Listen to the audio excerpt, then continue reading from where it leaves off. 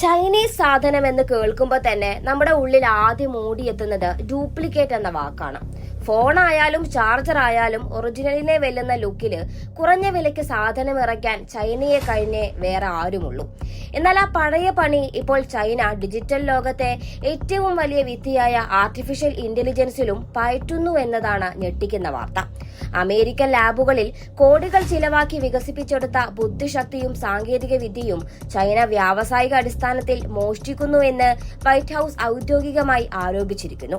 വെറുമൊരു മോഷണമല്ല, അമേരിക്കൻ സാങ്കേതിക വിദ്യയെ ചോർത്തിയെടുത്ത് സ്വന്തം പേരിൽ മിനുക്കിയെടുക്കുന്ന ഒരു തരം ഡിജിറ്റൽ കവർച്ചയാണ് അവിടെ നടക്കുന്നത്. അടുത്ത മാസം അമേരിക്കൻ ചൈനീസ് നേതാക്കൾ തമ്മിലുള്ള നിർണായക ഉച്ചകോടി നടക്കാനിരിക്കെ പുറത്തുവരുന്ന ഈ വിവരങ്ങൾ ഇരു രാജ്യങ്ങളും തമ്മിലുള്ള പോര് കടുപ്പിക്കുമെന്ന് ഉറപ്പാണ്. ചൈനീസ് കുബുദ്ധി എങ്ങനെയാണ് പ്രവർത്തിക്കുന്നത് എന്ന് അമേരിക്കൻ ശാസ്ത്ര ഉപദേഷ്ടാവായ മൈക്കൽ ക്രാക്സിയോസ് വ്യക്തമാക്കുന്നുണ്ട്. ഇതിനായി അവർ ഉപയോഗിക്കുന്ന പ്രധാന വിദ്യയാണ് ഡിസ്റ്റിലിംഗ്. വലിയ പണച്ചെലവും വർഷങ്ങളുടെ ഗവേഷണവും നടത്തി അമേരിക്ക ഉണ്ടാക്കിയെടുത്ത കരുത്തുറ്റ AI മോഡലുകളിൽ നിന്നുള്ള വിവരങ്ങൾ ഉപയോഗിച്ച് ചിലവ് കുറഞ്ഞ രീതിയിൽ ചെറിയ AI മോഡലുകളെ ചൈന പരിശീലിപ്പിച്ചെടുക്കുന്നു. അതായത് വിത്തുപാകി നനച്ച് മരമാക്കിയത് അമേരിക്കയാണെങ്കിൽ അതിലെ പഴങ്ങൾ മാത്രം തന്ത്രപരമായി പറിച്ചെടുത്ത് സ്വന്തം കടയിൽ വിൽക്കുന്ന രീതിയാണിത്. അമേരിക്ക കഷ്ടപ്പെട്ടുണ്ടാക്കിയെടുത്ത വിദ്യയുടെ ഗുണഫലങ്ങൾ മാത്രം ഉപയോഗിച്ച് ചൈന തങ്ങളുടെ AI സിസ്റ്റങ്ങളെ മിനുക്കിയെടുക്കുന്നത് അമേരിക്കൻ ശാസ്ത്ര ലോകത്തെ ആകെ പ്രകോപിപ്പിച്ചിരിക്കുകയാണ്. ഇതൊരു ചെറിയ കളിയല്ല. യഥാർത്ഥത്തിൽ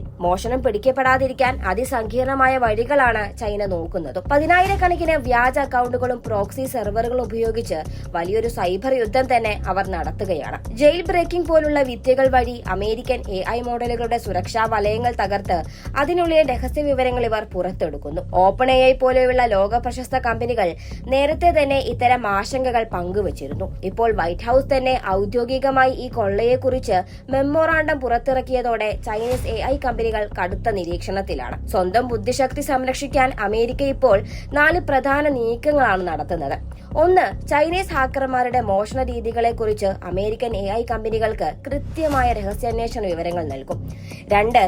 സ്വകാര്യ കമ്പനികളും സർക്കാരും കൈകോർത്ത് പ്രതിരോധം ശക്തമാക്കും. 3. ഇത്തരം ഡിജിറ്റൽ മോഷണങ്ങൾ തുടക്കത്തിലേ കണ്ടെത്താനുള്ള പുതിയ വഴികൾ നടപ്പിലാക്കും.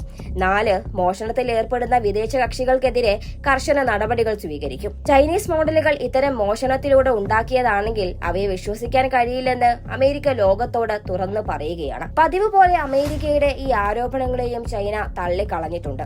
ആരോപണങ്ങൾ അടിസ്ഥാനരഹിതമാണെന്നും ഭൗതിക സ്വത്തവകാശത്തെ ചൈന മാനിക്കുന്നുണ്ടെന്നുമാണ് ബെയ്ജിംഗിന്റെ വാദം. എന്നാൽ പ്രസിഡന്റ് ഡൊണാൾഡ് ട്രംപിന്റെ ചൈനീസ് സന്ദർശനത്തിന് തൊട്ടു മുമ്പ് ഇത്തരമൊരു റിപ്പോർട്ട് വന്നത് പണ്ട് മുതൽക്കേയുള്ള ചൈനീസ് ഉൽപ്പന്നങ്ങളുടെ ഡ്യൂപ്ലിക്കേറ്റ് ചീത്തപ്പേര് ഒരിക്കൽ കൂടി ഉറപ്പിക്കുന്നതായി. ഏത് സാങ്കേതിക വിദ്യയും കോപ്പിയടിച്ച് കുറഞ്ഞ വിലയ്ക്ക് വിൽക്കുന്ന ചൈനീസ് രീതി ഇപ്പോൾ AI മേഖലയിലും എത്തിയത് ലോകത്തെ ഡിജിറ്റൽ വിപണിയെ തന്നെ തകിടം മറിച്ചേക്കാം. ലോകം ഡിജിറ്റൽ യുഗത്തിന്റെ കൊടുമുടിയിൽ നിൽക്കുമ്പോൾ അതിനെ നിയന്ത്രിക്കാനുള്ള കുറുക്കുവഴികളായിരിക്കാം ചൈന പയറ്റുന്നത്. അമേരിക്കൻ ശാസ്ത്രജ്ഞരുടെ വിയർപ്പും ബുദ്ധിയും ആസൂത്രിതമായി ചോർത്തുന്നത് വെറുമൊരു മോഷണമല്ല, മറിച്ച് ലോകത്തിന്റെ സാങ്കേതിക തുലനാവസ്ഥയെ തന്നെ ബാധിക്കുന്ന കാര്യമാണ്. US ചൈന സാങ്കേതിക യുദ്ധം ഇനി വെറും കമ്പ്യൂട്ടറുകളിൽ ഒതുങ്ങില്ല.